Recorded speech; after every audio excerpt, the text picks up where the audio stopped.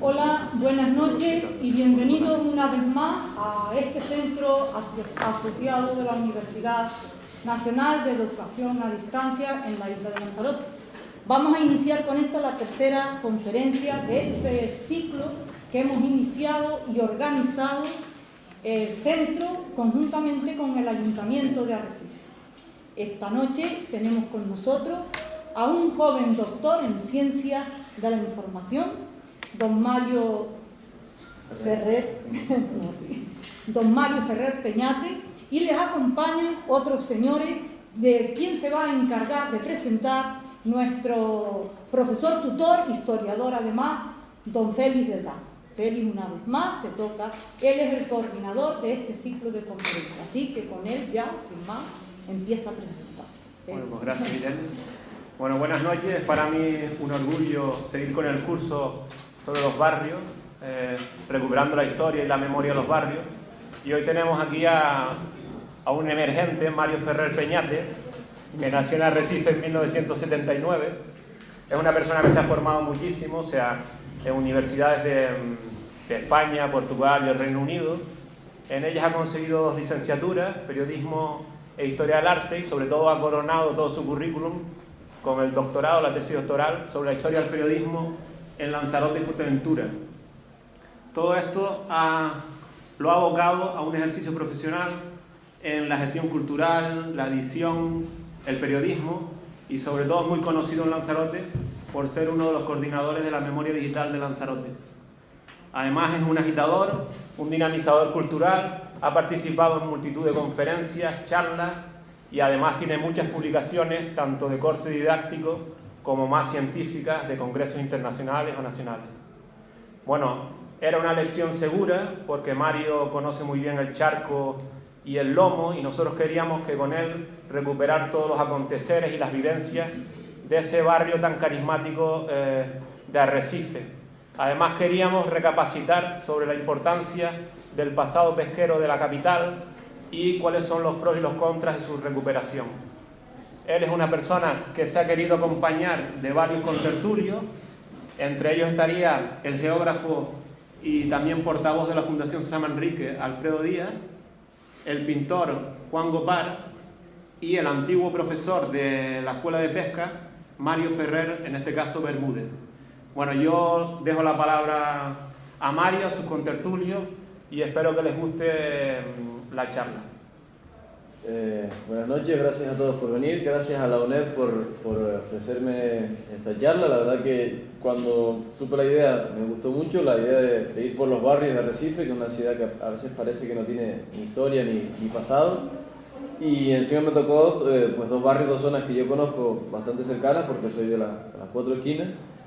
Pero yo creo que lo que puede ser interesante de esta charla, más que mi alegato, que afortunadamente van a sufrirlo poco, es que he conseguido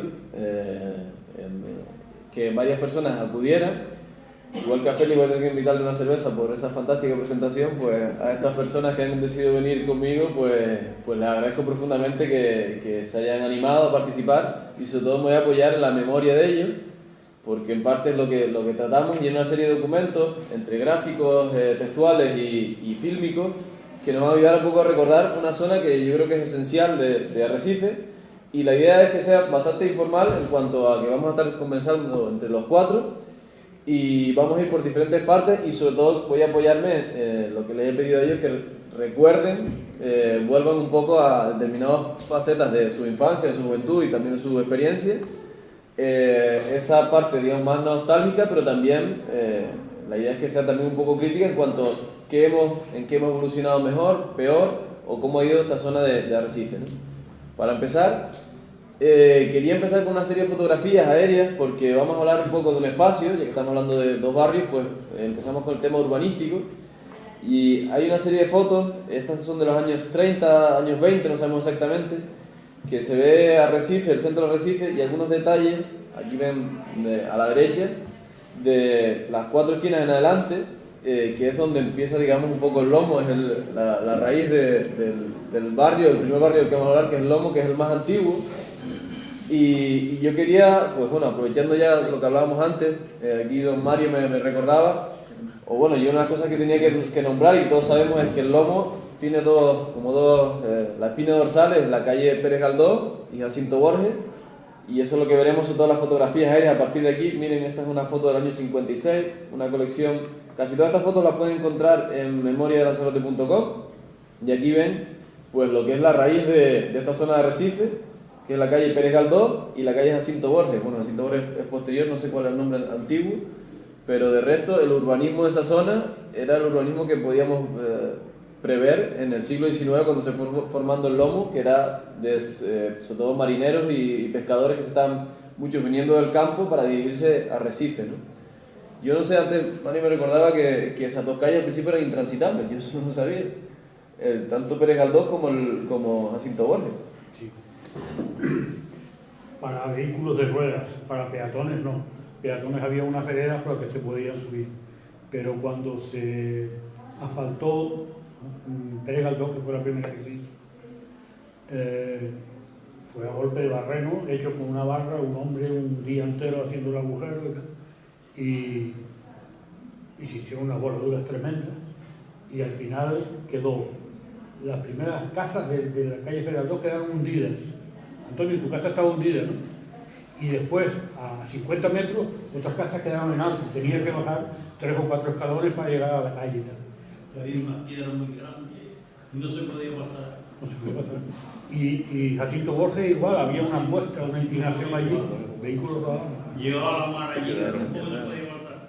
Esta foto es un poco posterior al año 60, hay un hito aquí pictórico importante que lo vamos a detallar más. Bueno, hay varios. Por un lado está el Hospital General, que se inauguró en el año 50, y aquí ya vemos la barriada de Valterra, las casas de Valterra, pero yo quería que se fijen en los detalles, no sé si lo llegan a ver desde ahí, bueno, aquí no se ve mucho, pero toda esta zona entre las calles eran caminos de tierra, que se ven que se iban formando pues veredas un poco casi por acumulación, esa zona de Arrecife. Luego veremos otras fotos posteriores y se ve mucha autoconstrucción.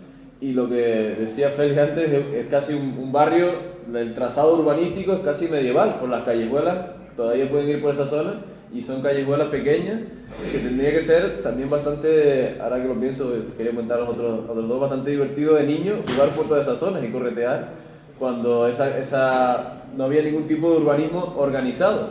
Desde el siglo XIX fue creciendo casi por el avión, y todo siempre en referente al charco, que yo creo que es un elemento también no nombrado, pero que es la esencia de esa zona, ¿no?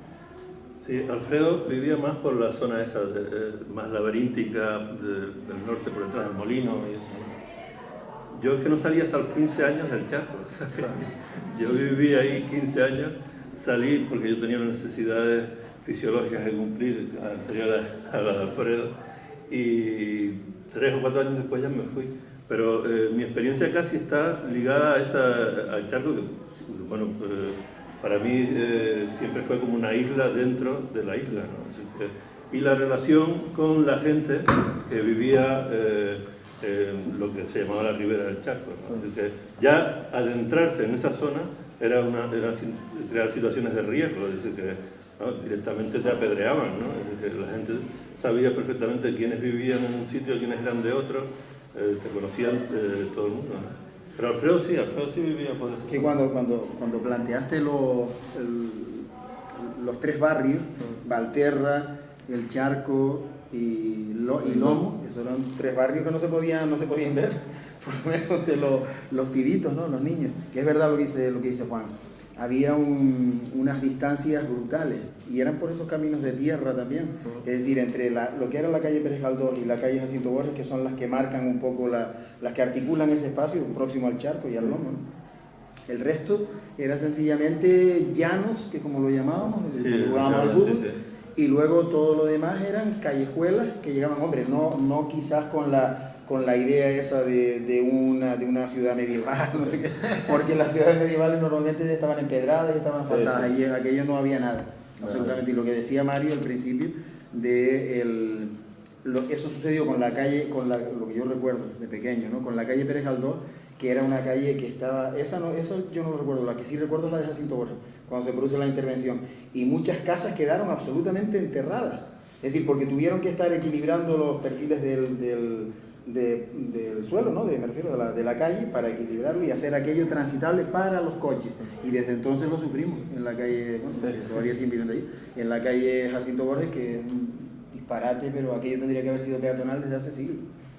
Les quería enseñar otra foto, avanzando un poco en el tiempo, no sé si se puede apagar la luz, porque no sé si lo ven bien desde atrás. Que ya se ve un poco la evolución. Aquí sobre todo empieza a verse ya más construcciones. Fíjense como todavía el hospital parece una estructura totalmente alejada, y la barriada de Valterra. Pero la barriada de Valterra, perdona, la barriada de Valterra fue ella después del lomo, existía el lomo y se hizo en el llano de Puerto de Nao. Se hizo, todo eso era descampado, solo había un faro. Sí, ahí no había casa ninguna, y después se hizo el hospital y se hizo Valterra. Se hizo después, lo que pasa es que Valterra, como en el lomo no había asociación, quisieron coger, Valterra quiso coger al lomo como asociación.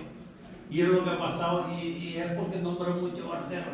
Valterra no existía sino de hace un par de años. Ahora veremos las noticias, por ejemplo, de cuando se construye, en el año 59 de Antena, de los periódicos locales. Y yo aquí solo quiero hacer un recorrido por cómo el urbanismo va cambiando. Y un elemento también que hemos ido nombrando un poco y que antes nombrábamos, pero que es esencial esa zona, no solo digamos, el crecimiento de las casas, sino había otros elementos como la salina, o también había muchos aljibes y acogidas de esa zona, porque era una zona que corría el agua cuando llovía poco, pero esa zona eran llanos que se aprovechaban como en toda la isla para coger agua, ¿no? Yo quería también, antes lo nombraba Alfredo, lo he escuchado varias veces cuando estaba hablando con la gente, que se diferenciaba entre el lomo, Valterra, que viene posteriormente, y el charco. ¿Dónde estaba la diferencia? Incluso el charco.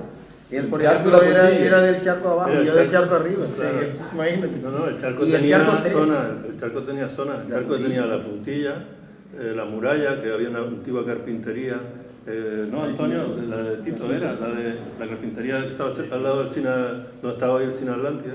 Después el muelle chico, el muelle grande con el hoyo, el morro de la Alvira, es decir, dentro del charco ya había, el charco era como un ecosistema, es decir, totalmente relacionado.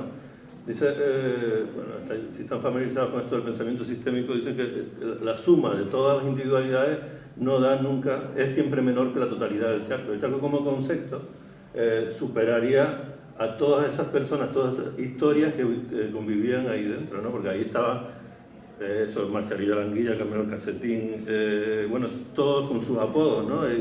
Tino el Talega, es decir, que todos esos tipos que eran como historias individuales y además una historia con minúscula, ¿no? Nunca, pues claro, yo creo que hay esto que decíamos antes, hay que situarlo en ese momento. 1950 es justo después poco después de bueno, todavía la dictadura. Cuando llega Franco aquí. Y esto dentro, y había una situación de miedo, es decir, de miedo y de autoridad que se ejercía fuera del charco. Yo dentro del charco me sentía seguro, pero cuando salía del charco ya había, yo sentía miedo, y eso se materializó cuando fui al instituto, ¿no? En el instituto la autoridad era así, y de hecho mi primer maestro, decía Mark Twain, dice, nunca permití que la escuela interrumpiera mi educación, y a mí me pasó eso. Dice, mi padre estaba haciendo con los hermanos una falúa delante de la casa de Antonio, con la que se fueron a África a pescar.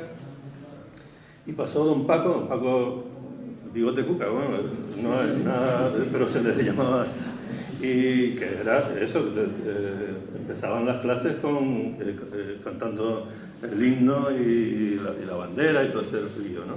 Y la tabla esa multiplicar y sus teorías esa de 3×2, 2×3 y tal, y que teníamos que cantar. No se enseñaba prácticamente nada, era una prolongación del régimen que se materializaba en esos espacios, ¿no? Así que, y ese miedo yo lo percibía, ¿no? Y después se hizo físico cuando ya era un adolescente y tal, pero donde único yo estaba preservado de eso, donde único eso no entraba era en el charco, ¿no?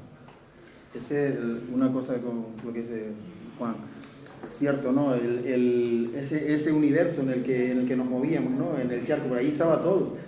Además vimos pasar el tiempo viendo, por ejemplo, cómo los barcos de vela se iban abandonando las orillas, y ese era un elemento más para nosotros, para el juego, no necesitábamos nada más que el charco para jugar, y allí salía todo. Y lo que te comentaba, él lo dijo muy bien, ¿no? En cada zona del charco tenía una marca, y era como si fuese una pequeña ciudad, o era un pequeño, era un mundo.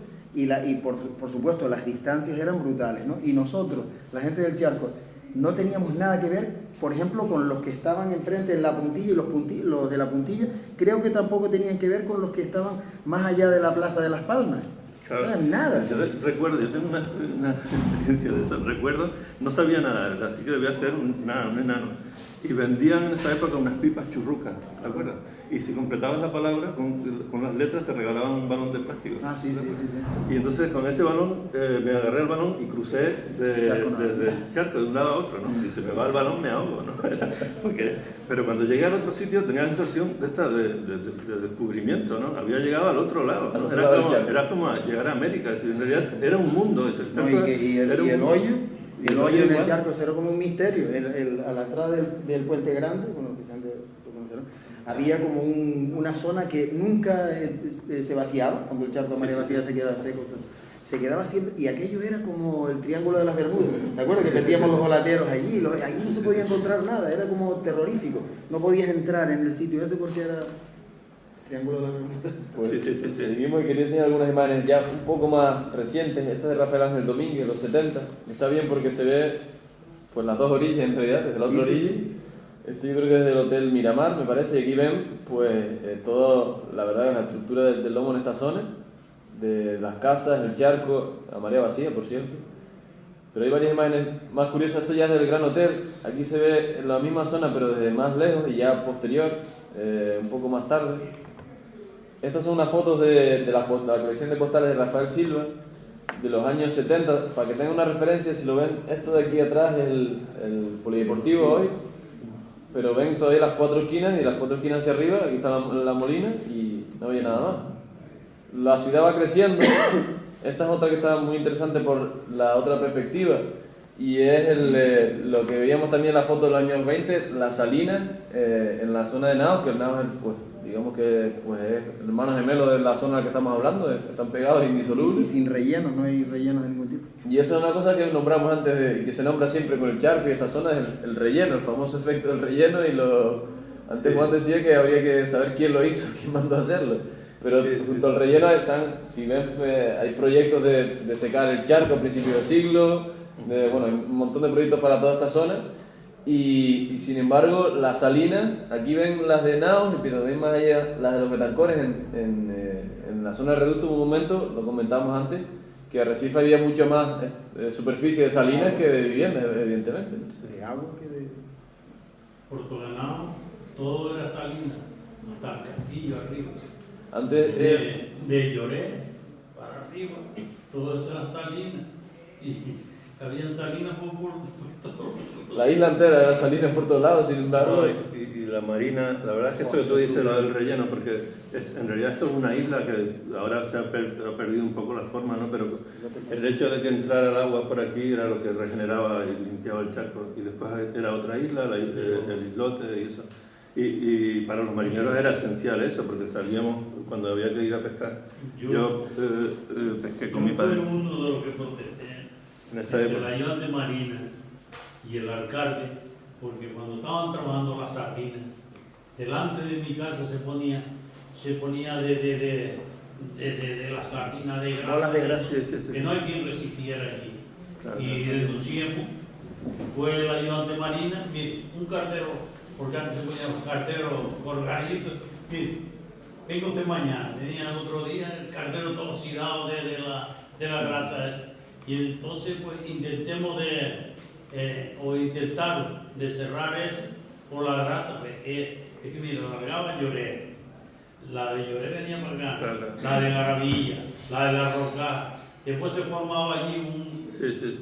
Bueno, esa parte que está contando y había que cerrar. es muy interesante, sobre todo por... y había que cerrarlo forzoso. No voy a contar eso. Sí, cuéntalo, tío. No, lo que supone... Estaba José María de Alcalde. Sí, eso es. No, y otros antes. Pero es verdad lo que dice, a las señoras del charco a las que tenían lámparas colgadas en la casa, se le oxidaban todas y era de la cantidad de ácidos que tiraban por las tuberías para destupir la grasa esa de las sardinas y de no sé qué. La manera de destupirlos era meter o sosa o ácidos muy fuertes que reventaban todo aquello. Eran unos olores, pero la gente se podía morir, literalmente. Pero no importaba nada. Creo que era Rogelio el que hacía los análisis en esa época, Rogelio Tenor, y hacía los análisis del agua y estaba estupenda. Entonces, no, pero para que vean que eso ha pasado siempre. Y entonces fue cuando, lo que dice él, cerraron el acceso ese, el que tenías antes, el acceso al chat. Pero claro, siguieron tirando toda esa basura dentro de Portonado. Ahora estos que están haciendo el muelle deportivo se van a enterar de lo cual cuando empiecen a escarbar allí. Aquellos horrorosos. En esta zona se hacía, como Alfredo no lo va a contar, lo que cuento yo. Alfredo es como mi hermano, así que se hacía aquí como de nata, pero era una cosa así, sí, ¿no? Era brutal. Una piedra. Tira una piedra y se quedaba así. La contaminación entonces era poco a poco bajaba. Sí, bajaba poco a poco. Sí. Y en esa época se había puesto, ya casi por esta época, alguien intentó meterlo del ciclismo en Lanzarote. Sí, y Alfredo se había apuntado y el día antes de la contrarreloj, aquí en la avenida, salían y estaban, y Alfredo en el calentamiento tropieza y dio 2 vueltas de campana y cayó encima de la nata esa. Que fue la mierda, hablando claro. Don Rogelio tenía razón, no te mata. Sí, no. Él tiene una condición de superhéroe que probablemente tenga yo que creo ver con después de eso estoy como... no envejece. Ya me quedo aquí así. No, de verdad que no era ninguna broma eso. Lo que hicieron las industrias conserveras de la proximidad del charco y de Valterra con el litoral de esa zona fue de juzgado de guardia, pero brutal, y nadie les hacía absolutamente nada. Un destrozo, pero ¿te acuerdas? Mantadas de lisas y de todo lo que vivía ahí dentro, muertas, saliendo, ¿se acuerdas? Saliendo, que llegaron hasta tiburones ahí fuera a comerse todo lo que... Era una cosa, pero ahora lo contamos y estamos hablando de los años 70, lo contamos y parece como que fue hace, en fin, el disparate de años, no, fue el otro día. Y seguían haciendo esas salvajadas hasta hace tiempo. Recuerdo yo que trabajaba en Portonado, en los barcos, en mi calle, porque empieza a arrancar como carpintero y la había uno clarita. Pues un barco, eso siempre dicen, lo tiraba y la metía dentro y la sacaba. Eso es cierto, pero fíjate como todos los carpinteros cuentan eso, porque mi padre me cuenta la historia de la suela, esa suela que se cayó al agua y que la veían a una cuando yo me caí me tuvieron que sacar como no era imposible. Bueno, ese es un capítulo, yo no lo traje hoy, pero la verdad que quería traerlo. Nos vi en una portada de Tiempos Nuevos, un periódico socialista de la República, que se quejaba del mal estado, del mal olor ya de la zona del charco. No, pero eso era distinto. Eso no tiene que ver nada con los 60, los 70. Con la siempre fue un vertedero, eso es verdad. Pero yo quería ordenar la charla un poco, que nos está saliendo como el lomo, haciendo callejones por diferentes lados. Pero es cuando estaba tirando la memoria. Pero es fundamental, me parece, que vean algunas imágenes. Esto es de los años 60, es un documental de televisión española que no nos dejan poner memoria de Lanzarote, pero que habla un momento de la pesca. El mar, que para los antiguos isleños fue un misterio, pues no sabían nadar ni construir barcas con las que navegar, hace tiempo ha dejado de ser un arcano para los hombres de Lanzarote. Hoy, el marinero de Arrecife, embarcado a bordo de alguna traína poderosa de la flota pesquera más importante del archipiélago, toma todos los años rumbo hacia la bahía del Galgo, en los linderos saharianos, donde soportando durante 6 meses los hilocos y madernas, realiza la zafra de la cornisa.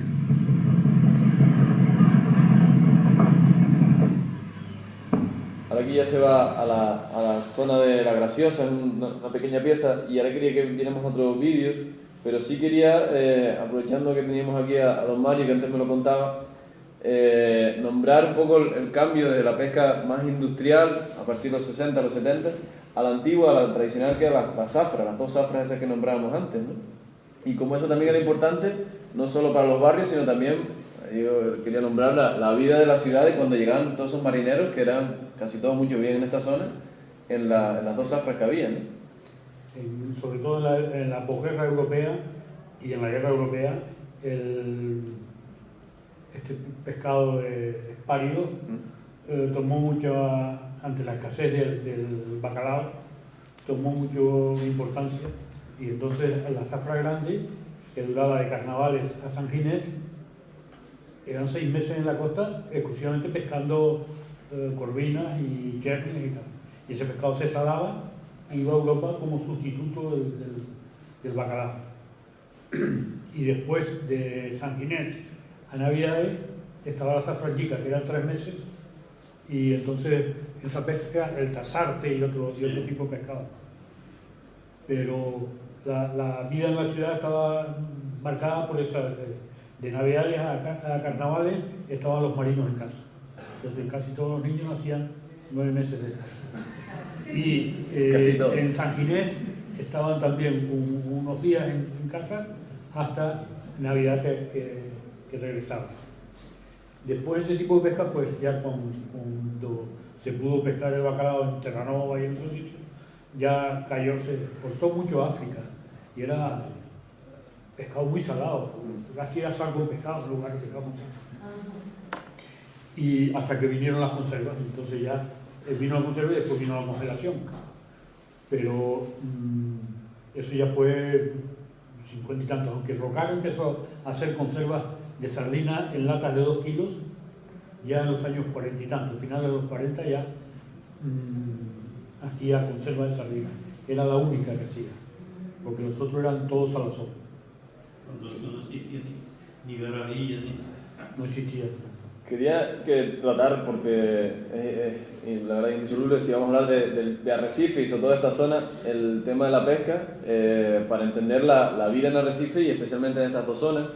Y quería ponerles un vídeo, son 7 minutos, es una entrevista a, bueno, ahora lo conocerán, a Marcial Cabrera Reyes, un proyecto que desarrolló el Servicio de Patrimonio del Cabildo, se llama Memorias del Mar, y son entrevistas a antiguos personajes relacionados con la pesca, y creo que cuentan muchos detalles que son interesantes para entender, ya que hablamos de ese espacio, también la gente que vivía en ese espacio, ¿no?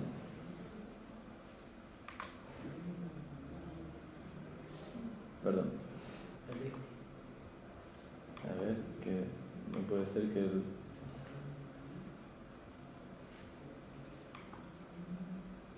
Les quería enseñar el vídeo desde aquí porque está en la página de memoria de memorialanzarote.com y de ahí lo pueden ver, y antes funcionó, así que vamos a ver si...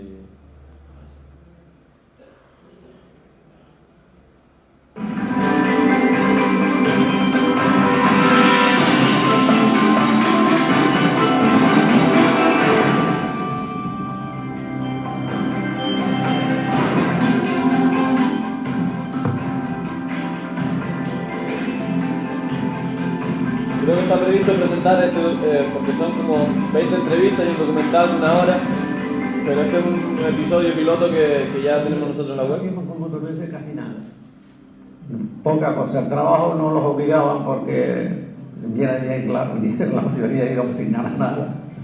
Los primeros viajes, pues ya después a los 3 o 4 viajes ya los obligaban un poquito más. Bien. Pero el primer viaje casi no se obligó a nadie. Apenas se oscurecía porque la gente se quedaban trabajando el pescado, pero el patrón, que era consciente, ¿no?, pues lo mandaba que se acostara. Pero el primer viaje casi era un viaje de gloria, como se suele decir. Pero después, a partir del segundo, el tercero, ya no se venía más. El primer viaje era como el que dice: ahora, si te interesa seguir, sigue sin nombre. Pero a quien no le interesaba en esa época. Con 14 años. Quería parar un momentito en esto para retomar un texto que creo que les envié a ustedes. Cuenta un elemento básico para entender la vida en estas zonas, que era como los niños ya con 13, 12, 14 años hacían ese viaje de gloria, y luego pues lo explicaba muy bien. Es que no había otra cosa. Que había que comer. Y quería pararme en eso para enseñarles un texto que a mí me llamó mucho la atención en su momento. Publicado en los años 40, en un momento especialmente conflictivo en pronóstico, y escrito por Leandro Perdomo, que cuenta el caso de una niña de El Lomo que va a pedir, aquí este es el original, pero para que lo vieran un poquito mejor, cuenta, Leandro Perdomo cuenta, o eso cuenta por lo menos en el texto, que también pueden encontrar este texto en la página web que les nombraba antes, que está dando una vuelta por la ciudad y de repente se encuentra una niña en un bastante mal estado y la sigue a ver qué es lo que hace. Y la niña se acerca a una casa más o menos acomodada a Recife y tiene la siguiente conversación con una de las señoras. No sé si lo pueden leer desde ahí, pero la señora le pregunta dónde vive y ella dice que en el Lomo. ¿Quiénes son tus padres? Yo no tengo padre, mi padre se ahogó, solo tengo madre pero no la veo sino cada muchos días. ¿Y no tienes hermanos? Le pregunta la señora, dice 7. ¿Y por qué quieres tú acomodarte? Dice, para comer. Yo le hago los mandados por la comida, pero si me deja quedar aquí por las noches. Y la señora le responde que a mí que eso es imposible, que no tengo dónde dejarte. Si la chica se ofrecía a trabajar de cualquier manera a cambio de hospedaje y un plato de comida. Luego el texto sigue, ustedes lo pueden ver en la página web, cuenta pues cómo su hermano está enfermo, pero eso es otra realidad que a veces hablamos de urbanismo, pero no hablamos también de esos temas, y lo nombraba aquí el don Marcial, las condiciones especialmente duras para esa... la clase pesquera de la isla, que en Arrecife era casi el 80%, el 90% durante prácticamente todo el siglo XX, hasta quizás cuando entra ya las conserveras, que empieza a haber otro tipo de trabajo, pero realmente el tipo de vida, que lo cuenta aquí, era muy complicado, ¿no? Les voy a poner el vídeo para que... El primer viaje quería la pesca y estuve embarcado hasta 38 años. 38 años ya me vine para tirar. Pues cogía burro, chopa, sama, yacarona, arroz de eso, como le decíamos cuando era mucha mezcla así, pues le decíamos arroz. Pues mira, la NASA, según la pesca que había, pues se trabajaba con ella. Si había mucha pesca, a lo mejor la NASA no estaba haciendo 5 o 10 minutos, lo que tardaba la otra para subir, lo que tardábamos en subir una, la otra iba caminando, lo que la preparábamos, la carnada y todo, pues tira por la otra, y así. Y veces estábamos poniendo ganadores y tirando por la otra. Pues según la pesca, ¿no? Y después había otra época, ¿no? Que no había pesca y a lo mejor estábamos pues media hora. Pues media hora no creo, ¿sabes? Que no hubiera nunca. Pero cuartos de hora sí, cuartos de hora sí. Antes la mayoría de los barcos eran mineros, la mayoría. Mira Fortuna, están preparados todavía como vivero, la hice como vivero, porque fue vivero. Y fue casi todos los barcos, las Elitas, Fernando, casi todo, María Frasca, les voy a contar, ¿no? Candelaria, todo casi era vivero, no es que no había frigorífico, sino sal, pues tenían que pagar que estaba fresco, vivero. Los tipos de barcos todos eran los mismos, barcos de vela, no existían motores, no había ni más. Bueno, al principio cuando yo me embarqué, yo creo que se habían 3 motores, 3 barcos de motor aquí, eran muchos. Barcos pero pequeños, palúas, no barcos grandes, palúas nada más. Pero barcos grandes no había de motor ningún, cuando yo empecé a pagar a la vela. El señor también hace maquetas.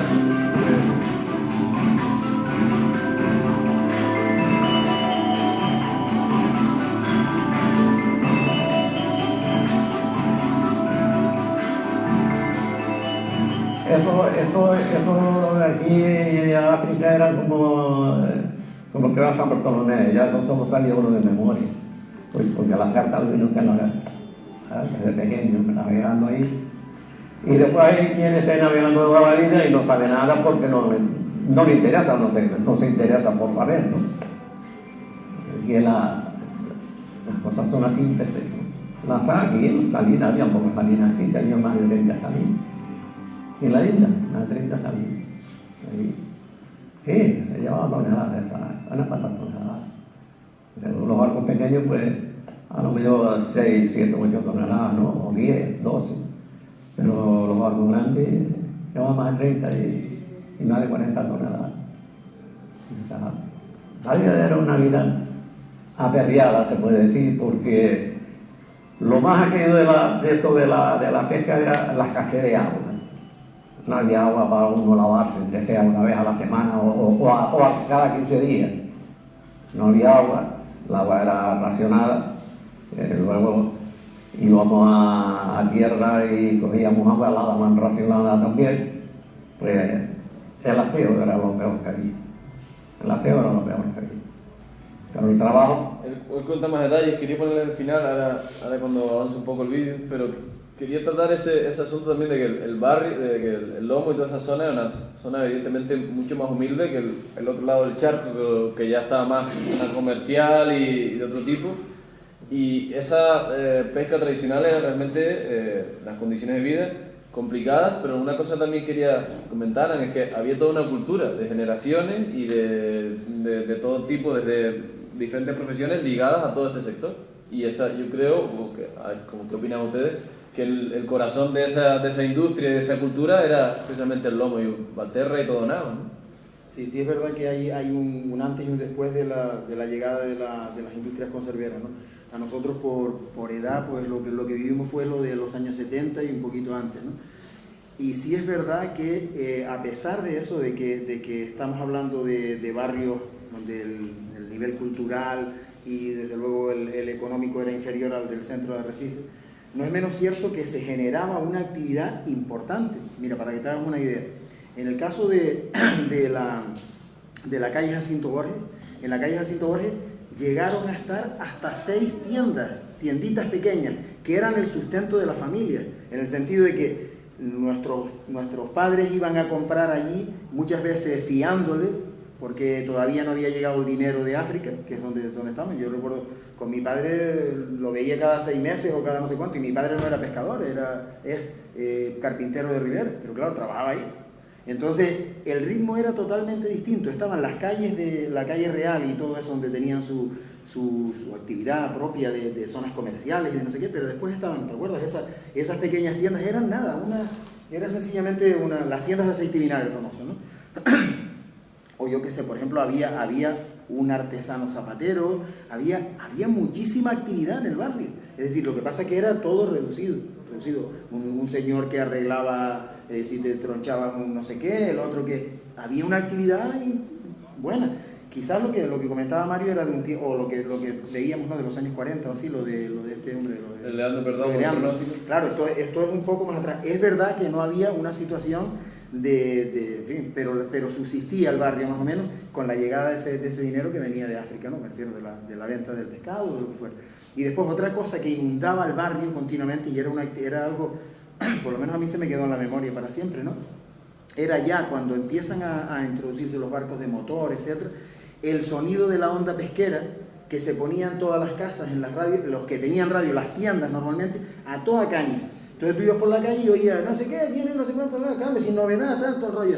Y todo el mundo se enteraba de lo que pasaba con los barcos que venían para acá o que iban para allá. Y después había otra cosa, pero para eso teníamos que ir al centro de Arrecife, el centro, correo. Y eran los famosos telegramas de papel, ¿no? De unas líneas. Y entonces hay uno muy simpático que siempre nombran por ahí, que era relacionado con lo de las zafras, ¿no? Y siempre acercándose a la de San Ginés, ¿era la gran zafra o la pequeña? La grande. Pues esa, que se acaba, una mujer que manda un telegrama allá a África, debe ser, donde dice eso de San Ginés arriba y las niñas desnudas. Que es la idea esa, sin ropa. Me refiero que no tenía, claro, uno empieza a mirar esto y suena un poco raro, pero era esa idea, ¿sabes? Lo de todo era como el límite. Entonces esas tiendas, esas 6 tiendas que había, eran fundamentales para amortiguar, era como, en fin, como si te fiaban, el fiado ese que echabas y te apuntaban ahí en un papel y no sé qué, que te acuerdas de lo que le pasó a Andrea, que la cabra le comió los papeles donde tenía todo apuntado y ya, ¿te acuerdas? Eso era de tu sitio. Me acuerdo venir por la calle Real y los dueños de la tienda preguntarme a mí cuándo venía a los barcos. Como yo estaba trabajando todo el día por Tortonado y me preguntaba mucho, ¿sabes por qué? Porque cada vez que yo venía por San Ginés, todo el mundo se compraba un traje, ¿no? Se compraba la tela para dárselo a la costurera, no hacerse un traje. Y con el calor que hubiera, te metía el traje de lana ese, corbata, zapatos nuevos, cada vez que venía los barcos. De las zafras grandes, la pequeña no, tenían por la grande. Y me preguntaba, como me conocían así, ¿dónde vienen los barcos? Y le decía,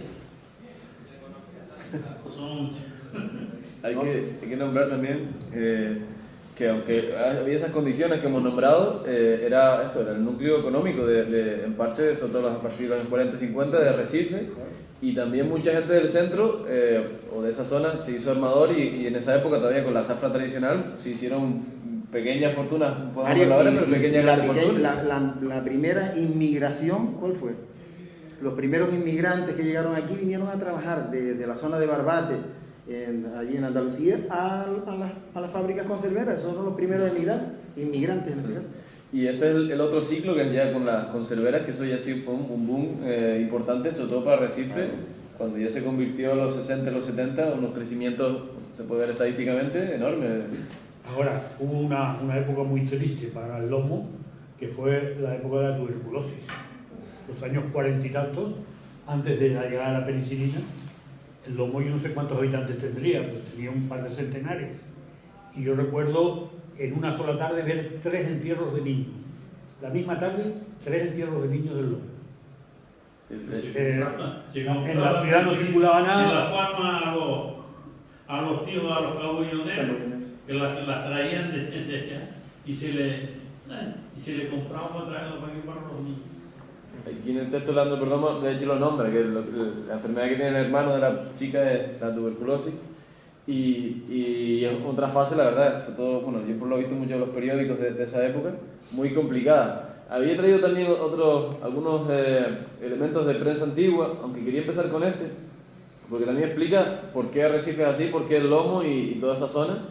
Es un periódico el primero impreso en 1861, y fíjense la frase que suelta aquí en este segundo párrafo, dice: siendo Arrecife, se refiere esencialmente mercantil, verdad incontestable es que de la navegación y de los puertos depende su bienestar y su fortuna.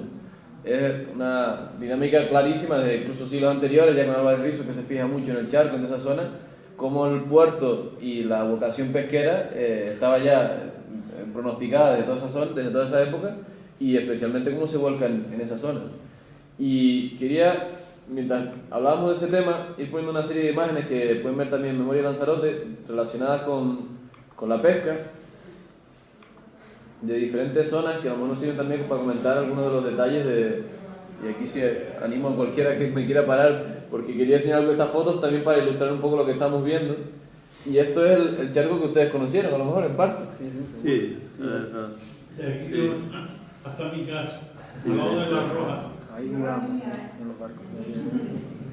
Sí, yo recuerdo perfectamente ahí la gente que vivía en los sitios. Era el almacén donde mis tíos y mi padre... La falúa que... Donde estaba la falúa grande esa, era donde... Y por ese callejón se iba a la escuela de Don Paco Y más allá, en realidad, sin llegar a esta cosa dramática de los santos inocentes, pero tendríamos personajes parecidos, ¿no? Ahí había una familia que tenía, bueno, un hijo desnudo, atado, que lo veíamos. Un niño deficiente. Todo ese mundo estaba lleno y era enorme, pero estaba todo completamente relacionado, ¿no? Cuando se bajaba el charco, la gente soltaba los animales que tenían en los traspatios y los cochinos. Esto me parece que se lo oía a Félix Hormiga un día que estaba por aquí. Y se embarraban ahí, y cuando ya empezaba a subir la marea, la gente los llamaba desde las casas y cada cochino sabía dónde vivía. Pero sí, los animales, claro, como un perro.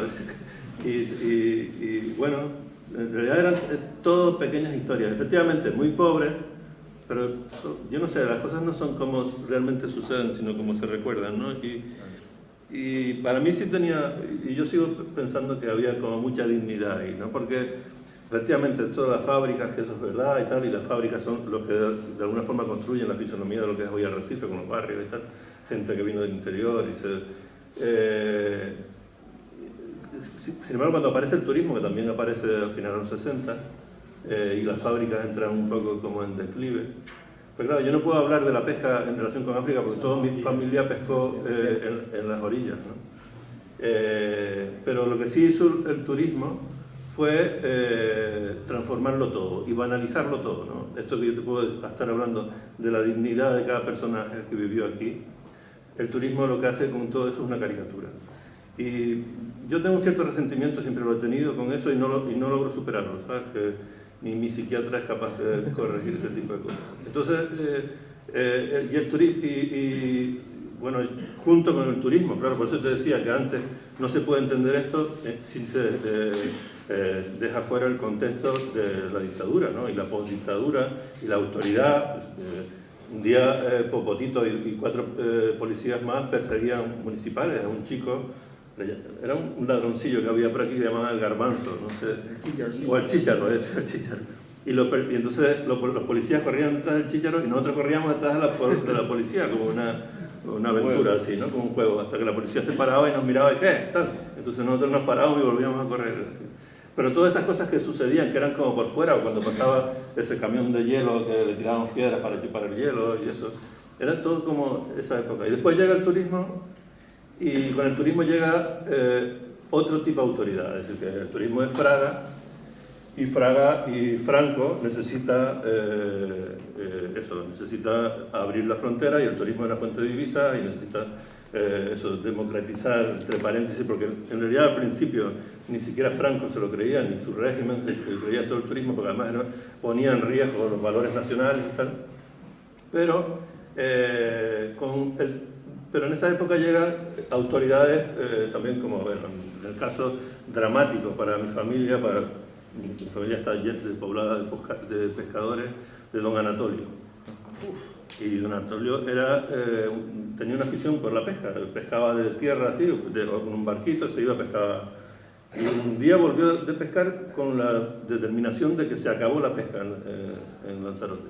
Dice que esto ya definitivamente teníamos que pasar al turismo, que era la idea con la que Fraga tenía en la cabeza, y bueno, intentó trasladarla a todos los rincones de este país. Y al día siguiente mi familia dejó de ser pescadores y se tuvieron que poner, mi padre se tuvo que poner a pintar casas, ¿no? Ahí fue cuando conoció a César Madrid. ¿Cómo es eso?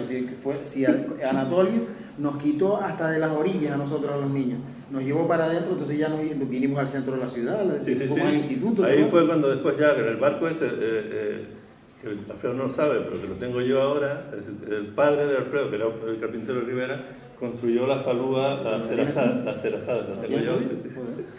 Y la cerazada, que la traducción apunté, el nombre es aquella cuyo reino o dominio es noble, ¿no? Y a mí siempre, y esto cuando digo, joder, el nombre más bonito. Mi padre leía cosas, leía, era un nombre y el barco ese lo tengo yo, y con ese barco salíamos, y ahí ya tendríamos que ser a 15 o así, y salíamos remando y desde el charco, y veníamos aquí al casino, que es donde estaba un poco la pequeña burguesía de Lanzarote y tal, y subíamos a las chicas en el barco, ¿no?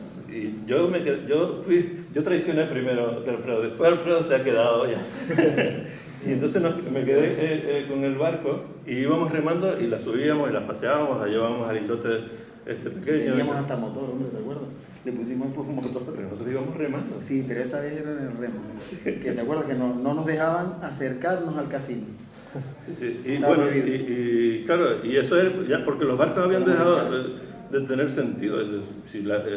Pasa un poco con la arquitectura, ¿no? En el momento que desaparece el campesino y desaparece el pescador, la casa deja de tener sentido. El que le da sentido a la casa es el que la habita. Y si el que la habita deja de ser pescador, la casa se transforma, ¿no? Y eso, en mi familia, eso se vivió así, ¿no? Las casas y pasan los barrios también. Claro, pasan los barrios, efectivamente. Y bueno, y a partir de ahí, la historia se empezó a contar de otra manera.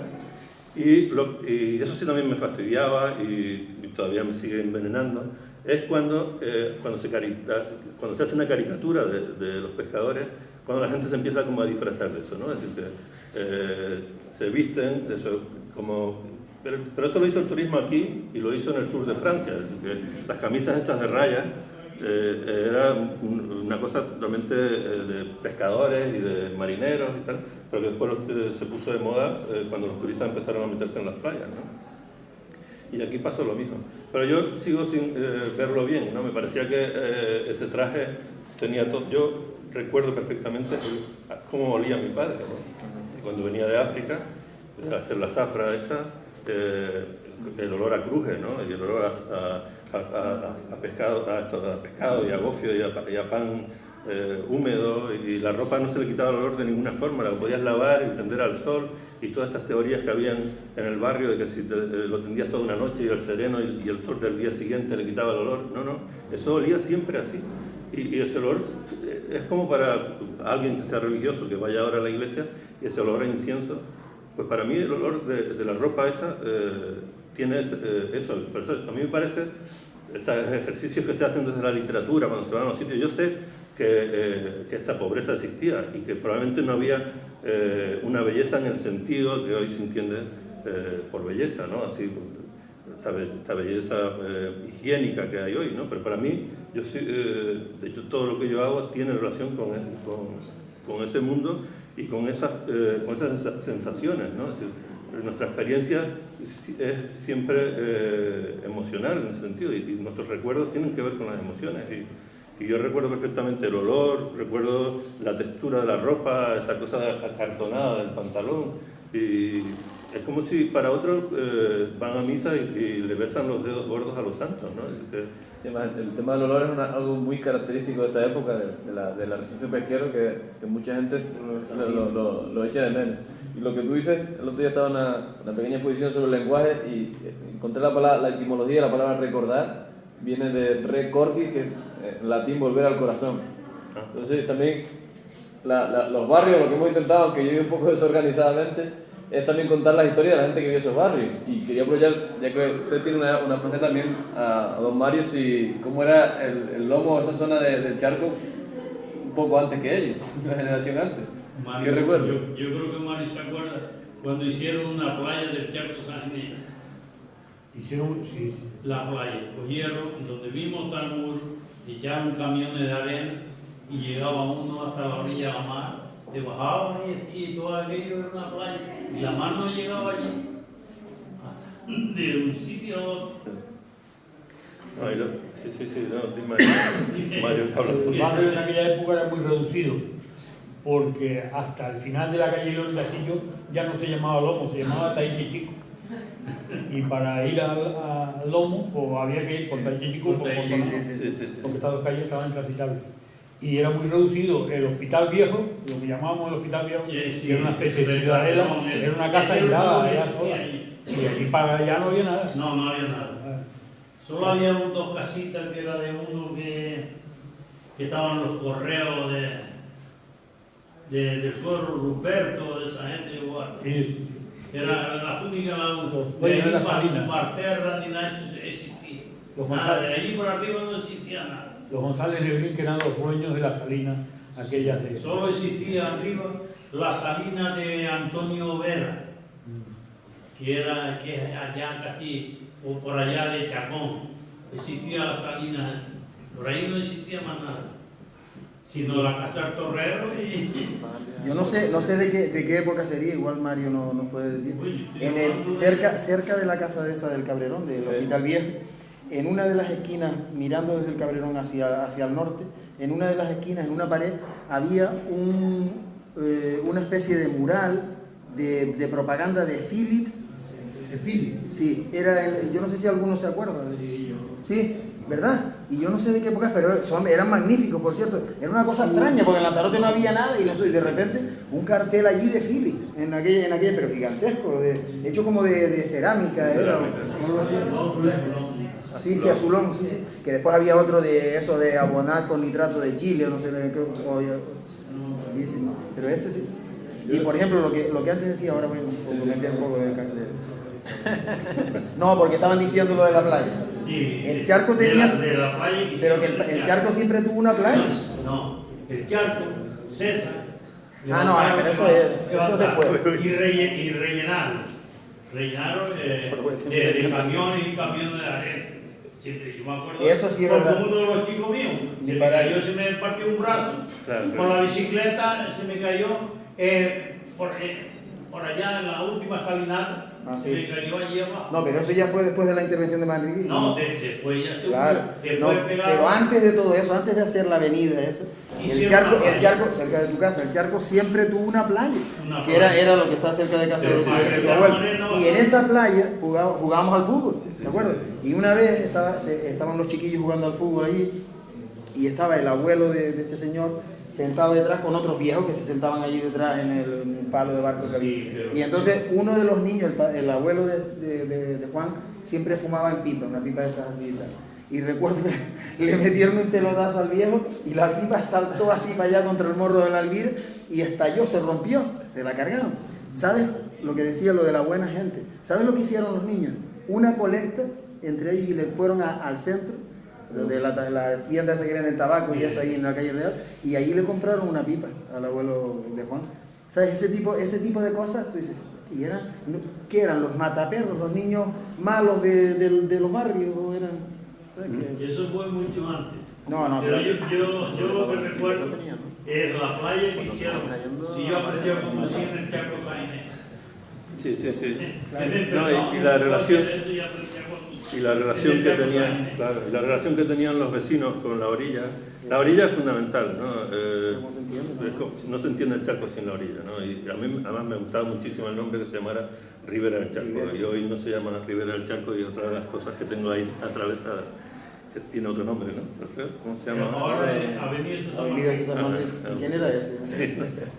Avenida César Manrique. Y es que la relación de la gente limpiaba y barría en la casa, y zaguán y tal, salían fuera y seguían limpiando. Entonces había una parte de la orilla que era responsabilidad de la casa, ¿no? Eso es urbanismo, ¿no? Es que las ciudades se construyen así. Si la gente se responsabiliza no solamente de lo que está dentro, sino también de una parte de lo que está afuera. Y eso estaba en el Charco, porque además los niños se criaban ahí, como es parecido como ahora La Graciosa, ¿no? Es decir, entonces, esto que dice Antonio, ahora se cae un niño, porque claro, esa obra, César solamente voy a decir esto, César no tuvo mucha fortuna con sus intervenciones en Arrecife. Entonces, falla en algunos sitios, pero sin embargo en el interior acierta de pleno. Pero con el islote de la Fermina no da con la clave y eso se queda sin terminar, y yo creo que las piezas que uno empieza y no acaba y quedan mal, es mejor ya abandonarlas, y sin embargo se ha querido insistir sobre una cosa que no estaba resuelta y que no se supo resolver. Y con el Charco pasa lo mismo. ¿Y qué pasa eso con el Charco? Yo no sé si tú estarás de acuerdo. César se bañaba por aquí, en esta zona, y se tiraba ahí en el Puente de las Bolas, y jugaban a eso de cuando uno se tiraba y se sumergía, gritaban los demás chicos, ¿y quién se fue a tu madre? Y entonces, y entonces y después cuando el chico estaba debajo, todo el mundo gritaba, un cura, tal. Eso lo contaba Manrique siempre. Y entonces, y claro, y su experiencia es de esta, de las escalinatas y tal, ¿no? Claro, él traslada eso al Charco, ¿no? Pero el Charco era otra cosa, el Charco era como una guardería, ¿no? El Charco era la orilla. Los niños, por eso las madres los dejaban a los niños aprendíamos a nadar. Eso que ahora llaman los accesos blandos al mar. Claro, aprendíamos a nadar por eso, porque no te podías caer, entonces los niños se criaban allí con los animales, teníamos de todos los animales posibles, teníamos cabras, pingüinos, sí, teníamos monos, teníamos de todo. Y los chicos se criaban allí, eso era la naturaleza totalmente salvaje, así, ¿no? Pero claro, después de esa intervención, ¿qué es lo que hace? Crea una frontera de responsabilidad entre los vecinos y el agua. Y claro, pero sin embargo, fíjate tú, qué curioso, le da sentido a los turistas. Los turistas pueden pasear, claro, eso le molesta a mis tíos que viven todavía ahí, que los turistas miran por la ventana. Es que claro, ahora entra toda esa intimidad, todo esto que tenía la casa, desaparece. Hombre, probablemente aporte otro tipo de beneficios, se han creado como unos bares y tal, y que la gente... La playita estaba más acá. La playita estaba justo donde está la casa del miedo. La playa estaba llena de arena, que dio una partida de camión, pero no tenía el muro ese alto. Ese muro no lo tenía, sino uno se bajaba y se bajaba como en el reducto al principio, y se bajaba, y todo eso hasta allá estaba, no llegaba al agua arriba, de tanta arena que me metía. Y un chico mío se me cayó, pues casi allá al final se me cayó abajo de una bicicleta, pero Tony se le partió un brazo que se le dio vuelta, cayó a la playa. Bueno, yo la verdad que tenía aquí 20 temas más que tratar, así que... Pero se me ha ido la hora, No, que cierta gente le está disfrutando, ¿no? Y lo que sí queríamos, pues Félix me había comentado que hemos un turno de palabras para que la gente pregunte y comente más a ellos, que saben mucho más que yo, ya se han dado cuenta. Es que Así a mí que... me gusta, pues, uno recuerda todas estas cosas. Además, don El Antonio video, de... mira, ahí es donde aprendí yo a conducir, en el chat, cuando estaba así. Iba de un Así que- sitio a otro. Quien se quiera animar a preguntar algo a los invitados o hacer algún comentario. Porque más que preguntarle que quería contar que Antonio, Sí. su mujer es de allí de Charco, y todas mis hermanas, él construía los barquillos y después salían por lo menos 10 o 12 chicas de remando hasta la isla del amor, en los barcos de Antonio. Yo iba entre ellos. Y no pasa nada. Es una aportación social importante. Eso eran chalanas ligeras las que hacía este, pero las que teníamos nosotros. O barquillos, pero... Y después la gente se pone a tirarle piedra al barco. Por el puente. Quería enseñar esta foto. Algunas que están viendo son de una colección que nos dejó Félix Hormiga. Esta es de José Manuel Rodríguez, de su padre, Fefo Rodríguez, que fue un armador famoso. Y esta foto a mí me gusta especialmente porque se ven las tripulaciones, que hay muy pocas imágenes de esto. Eso nosotros de Memoria Digital de Lanzarote se nota mucho en los legados fotográficos que nos llegan a veces porque los buscamos o nos han ido llegando, pero claro, de esta clase los pescadores tenían muy pocas fotografías, igual que los campesinos, entonces está casi olvidado o muy poco tratado este tipo de imágenes que son muy valiosas luego para conocer precisamente estos barrios. Los armadores más interesantes o fue uno de los mejores, fue Aquilino Fernández. Aquilino Fernández Fue alcalde de tenía Arrecife también. un secadero de pescado. Quitó el secadero eso y, a ver, Frigosa no esto. Ay, Dios, ese tipo, sí, ya se me olvidó. Infasa no, esto no. La Fersa. La Fersa. Formó la Fersa.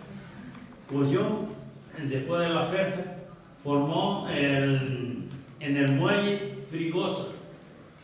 De Frigosa compró Larano, compró Vicentuco, compró una partida de barcos.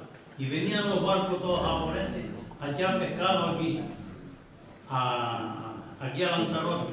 Y no tenían barcos que compraban también pescado.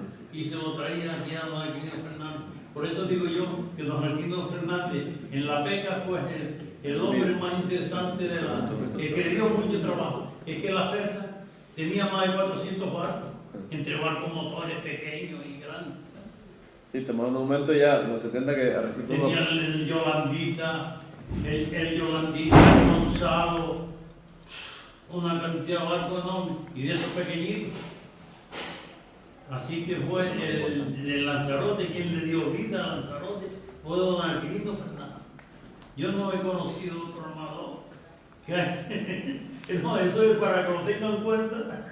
Es que esa es otra, es decir, yo creo que hay que replantearse la propia historia de Arrecife. Es cierto que Arrecife fue un puerto comercial importante, todo lo que refleja Álvarez Rickson en el 19, incluso antes, los trabajos que hace Agustín Millares y toda esta gente, ¿no? Esa revisión.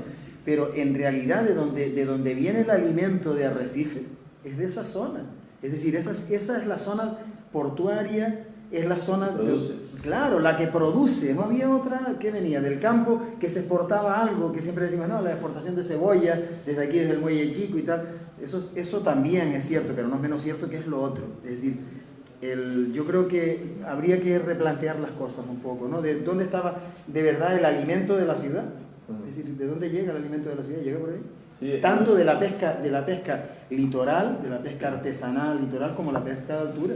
Es que No, y después es sí, curioso. es el fundamento. Tenía unos temas que quería tratar y yo creo que ahí puede dar pie a más debate. A mí me llama mucho la atención como la agricultura o la memoria de agricultura en parte se ha conservado de otros periodos, pero la pesca ha sido un sector importantísimo del que apenas quedan estudios, desde luego, y memoria en el sentido popular. ¿Por qué puede ser eso? Yo no sé, yo creo que tiene que ver también con la fisonomía cómo se ha vendido la isla al turismo, ¿no? Y en ese sentido el interior, el campo, el paisaje, y eso ha tenido un peso superior a eso.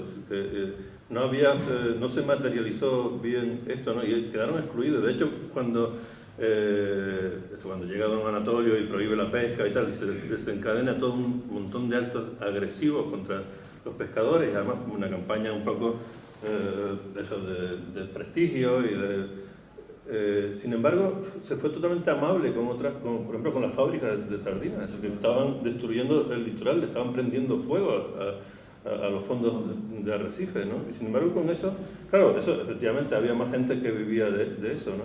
Pero hoy que se habla mucho de autoridad moral y tal, yo creo que en ese momento la autoridad moral estaba precisamente en lo que se estaban quedando excluidos del gran relato de la historia de esta isla, ¿no? Posiblemente otra de las... otra de las razones, yo termino, Félix, un segundo. Otra de las razones que yo veo también es cómo se trabajó de alguna forma. Yo no sé exactamente cómo entenderlo así, cómo explicarlo, ¿no? Pero lo que sí sé es que hubo una época, quizás en los 70 o un poco más, como los que vivíamos en estos barrios empezamos a sentirnos como que lo otro estaba creciendo, ya se estaban haciendo el Gran Hotel y todo eso por ahí, la gente vivía incluso en casas que tenían ascensor, ¿te acuerdas? Que era como para nosotros una cosa loca. Y la gente empezó a renunciar, salvo determinadas familias, entre las que están la de Juan y la mía, que no nos fuimos del barrio. Mucha gente se fue del barrio, abandonaban esas casas pensando que aquello no tenía ningún valor, que lo importante era lo otro, y por lo tanto desapareció. Yo creo que ahora muchos de esta gente que está llamada a hacer la historia de la pesca, por lo menos de esos años, no están viviendo cerca del mar, están lejos, ¿no? Claro, pero se le hizo, también hay que decir una cosa, es que cuando se empezó a vender la isla, no fueron ellos los que la vendieron, los que la vendieron fueron otros, y estaban en otro sitio y tenían apellidos muy... Nombres y apellidos, y apellidos como muy enraizados con la historia de Lanzarote. Sin embargo, estos marineros no. Ahora, cuando les abrieron el maletín delante en la casa, conceptualmente, en una casa de esas es impensable que entendieran lo que era 1.000.000 de pesetas, ¿no? Es decir, que eso rompía todos los esquemas de la familia, ¿no? Y entonces, claro, cuando te ponen esa cantidad, que era lo que necesitaba trabajar un hombre toda su vida, al final venden la casa en primera línea, ¿no? Y entonces terminaron vendiendo y acabaron viviendo en barrios y en zonas menos privilegiadas de la isla. Se les hizo una oferta y aceptaron, y probablemente con eso pudieron pagar los estudios de sus hijos, pero ahora que se habla de responsabilidades, también caen sobre ellos, ¿no? Y cuando ellos no fueron los que vendieron, ¿no? Había gente que vendió literalmente la isla, ¿no? Y vivían y estaban en otros sitios, en los sitios que dice Alfredo, en casas con 2 pisos, con ascensor, con escaleras y tal. Nosotros que en ese sitio no había. Creo que Félix quería comentar algo o alguien por ahí. Yo quería hacer unas apreciaciones respecto a la pesca. Es cierto que no compete exclusivamente al charco, sino que además se extiende por todo el litoral de Arrecife. O sea, hay 2 puertos, el puerto de Arrecife y el puerto de Naos. Y el charco es una especie inicialmente es el espacio ideal para cadeneros, porque reúne todas las condiciones, la Bahamar permite muchos trabajos de carpintería, de reparación y demás, el mismo trabajo que va a permitir luego Puerto Naos con el lavadero y esas cosas. La primera fábrica que se montó por ahí fue la Gremial. En la primera explotación, la Gremial, que fue de Aquilino Fernández Viejo, frente un poco por debajo, frente al castillo, un poquito más abajo, donde estaban esos almacenes de salida, por ahí. Luego ya monta Fersa, pero en principio eso, Aquilino Fernández también tiene la panadería. O sea, tiene una serie de actividades que tiene que ver con el comercio en la isla. La zafra, me extraña que no nombren, o sea, nombran la zafra chica en lugar de la pesca chica. O sea, la zafra era la zafra, y era la de los 6 meses. Y los que se quedaban en Cabo Blanco, y más de 6 meses, eran los que se conocían como los pistoleros. Porque se quedaban ahí, se adaptaban de leer novelas de Marcel Lafont de Estefanía y se saludaban como vaqueros, caminaban como vaqueros. Y además veían las películas en francés por el cine de Simon Aston, que estaba en Portotier, que pertenecía a Pierre Valli, que era el que tenía la CGP, que era donde se descargaba toda la pesca. O sea, estaba el muelle de Deca y el muelle de Pierre Valli. Y ahí se hacía todo. De ahí se trajo las nailas, más tarde el Duralés, y en algunas ocasiones el Revedor. Aquí le decían Revedor, y es el Revedor, la colonia que además no se fabricaba en París, sino se fabricaba en Barcelona. Pero es igual, olía como a París. Y entonces estaba entre las tres modalidades, a modo de información. Estaba el mar de Barlovento, la pesca chica, la pesca, el viaje redondo. O sea, el barco sale, pesca y vuelve. En la zona más al norte, la pesca chica, que ocupa hasta digamos, Cabo Blanco, y la zafra, en la que también se va al burro, en San Luis y en Timiris, y hasta que se descubre el banco en el 51, el banco de Corvina de lo que hoy es el Parque Nacional de Arcaña. O sea, lo que conocían como el poco fondo, y ahí descubrieron un montón de corvinas, mantuvieron los primeros viajes en secreto, pero luego ya se enteró todo el mundo y fue todo el mundo. Y eso permitió además un desarrollo tremendo de la flota, o sea, una adecuación de la flota. Se obtenía más dinero de Pierre Valli que de la banca en Arrecife. Se daba más facilidad en francés con su factoría que la banca. Y luego ocurría, a mí lo que me interesa sobre todo es el imaginario. Porque en un momento determinado, en Cabo Blanco, teniendo por Cabo Blanco también la Güera, porque había que despachar en la Güera, puesto que Cabo Blanco era territorio francés, en Cabo Blanco y en Portotier, la Charca, había un censo de 5.000 canarios, la mayoría gente de Lanzarote. O sea, y los primeros contratos que se hace con los canarios y los franceses, que luego lo padecerían los mauritanos porque el contrato no se cambió nunca. Entonces pasaban 20 años o 30 años y seguía aplicándose el mismo contrato que en 20 años se convierte en un modelo de contractual abusivo.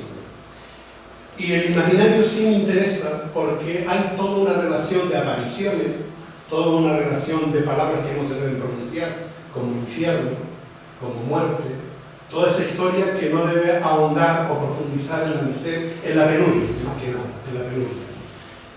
Y todo ese elemento. El telegrama exacto es, manda dinero. Sí. Las niñas desnudas, sajirenses. Sí.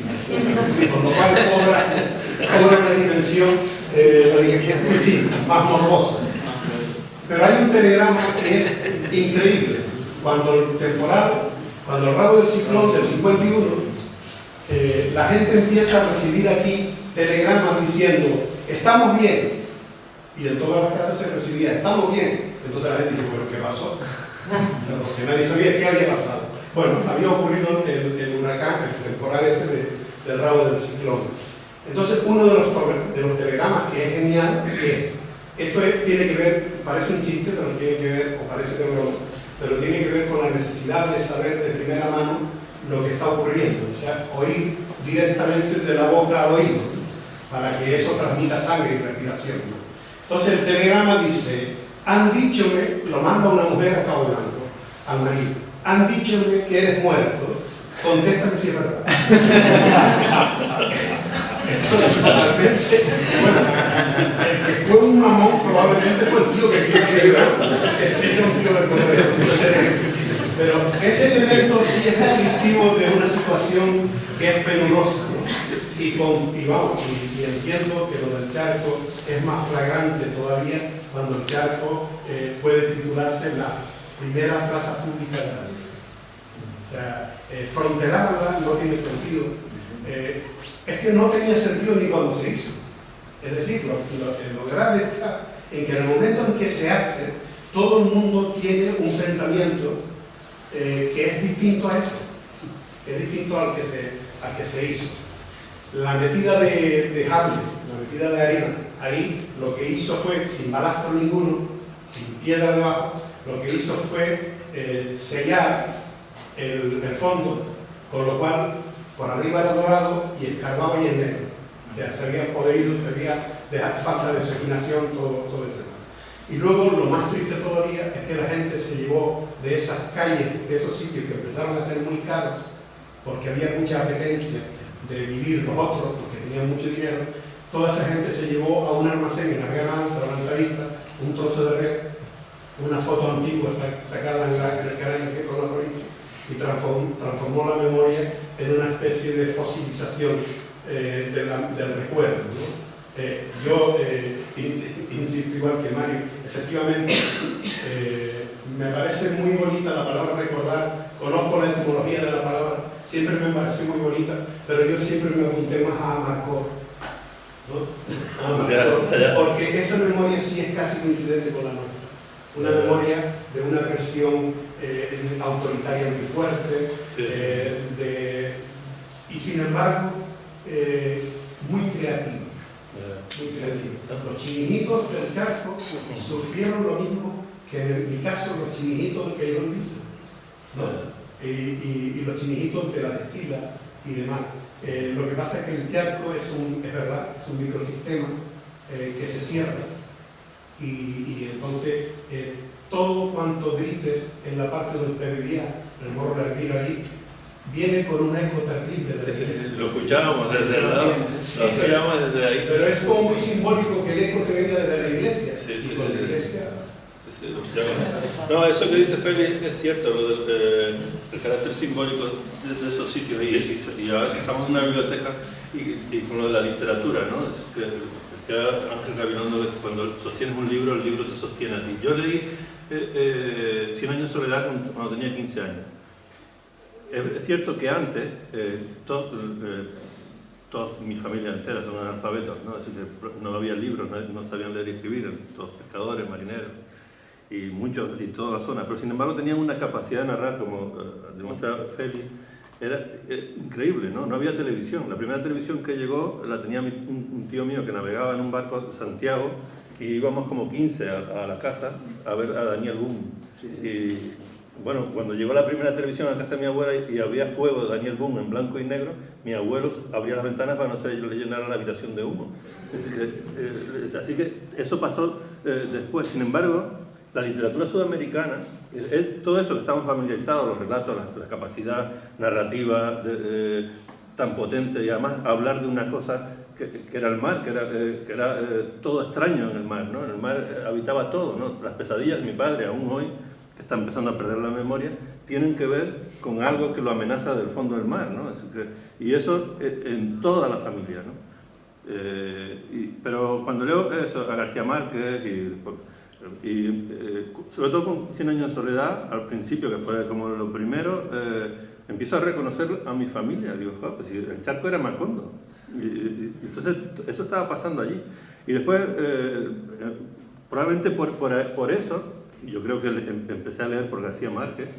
Después, cuando aparece Juan Rulfo, cuando aparece Onetti, Cortázar, toda la literatura sudamericana, todo el boom de la literatura sudamericana lo que hace es ilustrar una cosa que yo conocía. Entonces, me empiezo, eso que le pasa a Félix a Marcot, dice, joder, si esto es lo que estábamos viviendo, entonces te da también un aire de autoestima, ¿no? Y dice, coño, pues mira, joder, el boom, pues no somos tan indignos, ¿no?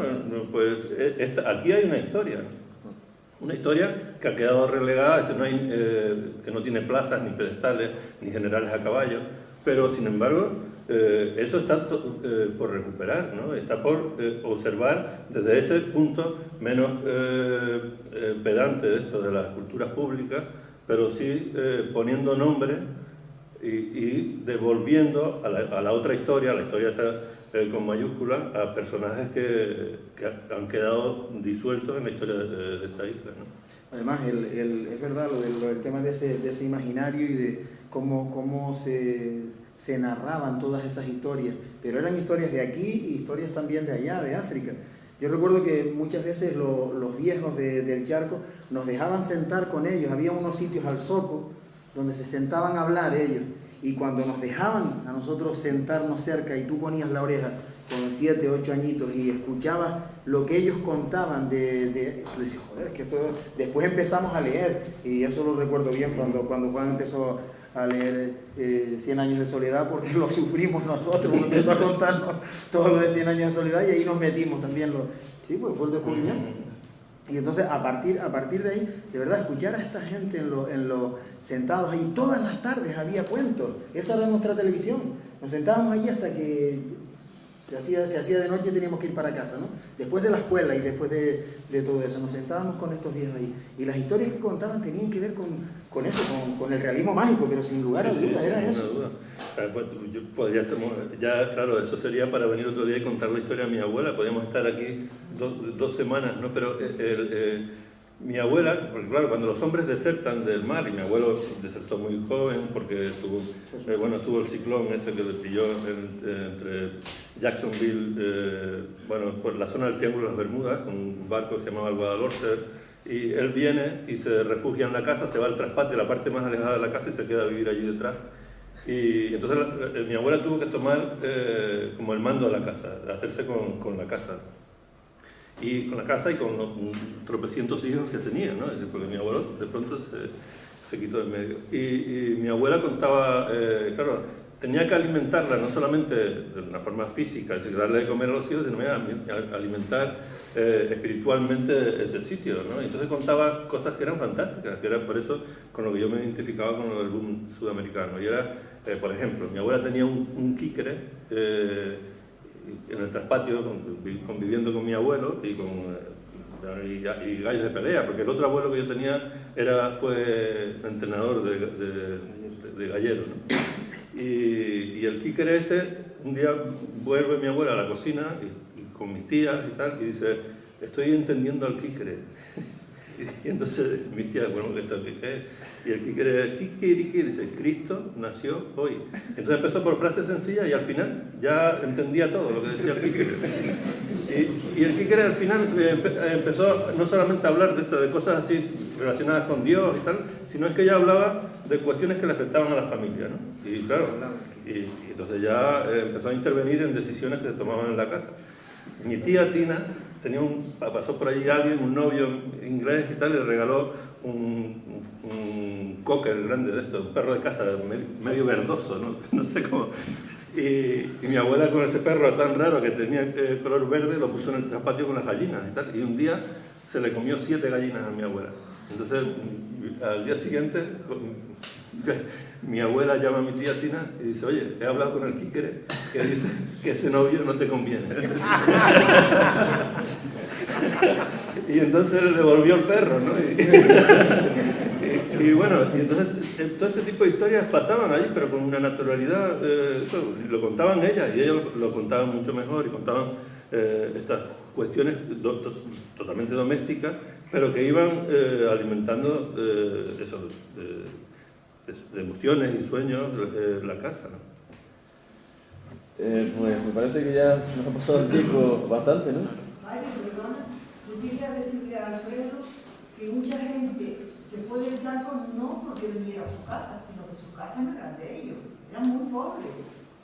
Los marineros casi todos, porque los que éramos dueños de nuestra casa vivimos, Antonio y yo, seguimos en el Chaco. A Juan, Alfredo, siguen con su casa, pero el resto no tenían casa. Y entonces se hicieron las casas de Valterra y muchísima gente del Chaco llenaron las casas de Valterra. Sí, es otra cosa que me faltó en la noticia de la inauguración en la antena, pero...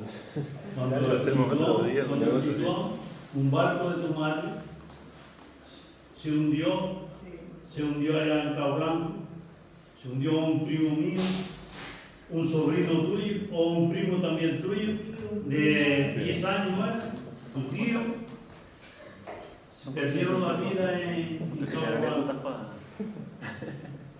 Yo quería terminar con, ya que nombré antes... De lo que estaba contando allí. Lo de recordar... El único que se escapó allí fue Marcial Tana, uno que vivía aquí, que venía mucho a pescar. Y estaba él solo con el perro. Y pues yo, y como no tenía, el rozón no aguantaba, pues yo amarró todas las nazas y las tiró al agua y afirmó, y el viento le fue, como no partía la amarra, le fue, y fue el único que apareció allá cuando el temporal es.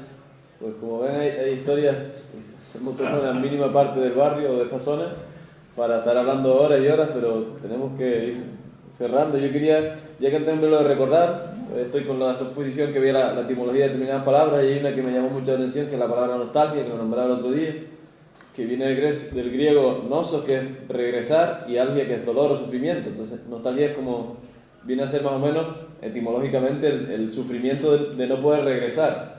Entonces, yo eso lo quería relacionar con lo que a mí, una apreciación ya personal de que una isla que ha crecido económicamente y socialmente, en realidad por indicadores estadísticos, porque suena muy frío, ha evolucionado mucho positivamente, todavía tiene yo creo un conflicto interno con su historia propia, que tiene que ver con el desconocimiento, y yo creo que sobre todo con la velocidad del cambio.